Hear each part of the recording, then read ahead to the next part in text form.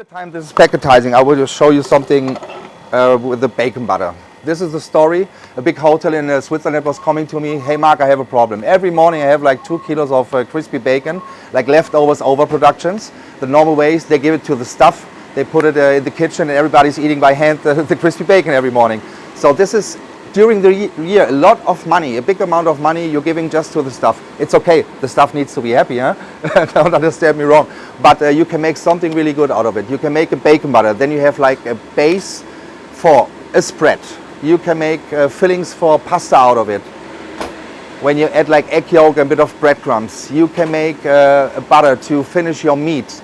And you can, with a little twist, you can change the recipe. It's up to you. I say all the time, the machine stops working where your creativity stops, huh?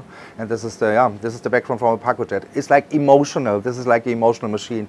You cannot put it in the room and say, hey, this is the Pacojet, because most of the people say, what is it, a coffee machine? or the other people say, this is the expensiest ice machine in the world, but it's not, like I will show you today, because we can do like a lot of other things.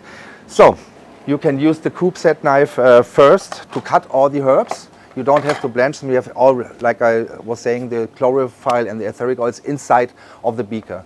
So when you make a concentrate out of herbs, for example, and you have the lunch service, you have like 50 liters of velouté, a base soup on the oven. Normally you put the herbs before the service inside, and now after 1 hour, 1.5 hours, it's like a gray soup. Is it, huh? When you use the herb concentrate out of the beaker, you can make spoon by spoon, à la minute to the base soup, and you have like a popping green color, huh? And this is like, so for this you use the coupe set knife to cut everything. You can cut nuts, herbs, make tartar out of it. If you want to make like a beefsteak tartar, don't use fillet in this case, because it have less fibers. You have to use like a second cut, maybe entrecôte, something on the rump. Entrecôte is sirloin in English, is it right? Yeah. Yes. And yeah, now we will pacotize the bacon butter. And Jamie, maybe you want to give the chicken wings to the audience. And I recommend, when you're making a butter and you want to have it like really creamy and fluffy, 10 repetitions. So then it's like perfect, huh? And the first time, pacotize all the time the whole beaker, that all the ingredients are really well mixed.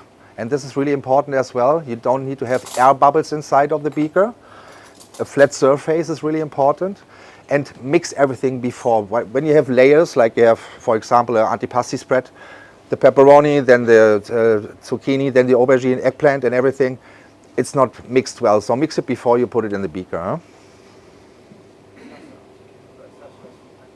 So now in this case, we use the jet mode, and 10 times. And you will see the end result, and the whole beaker, for sure. So. And then we pick all the capers, and we pick the fresh flowers on top as well. So it's like 3 variations of the same plant. So please come to me and take a slice of bread, if you want to, with bacon butter.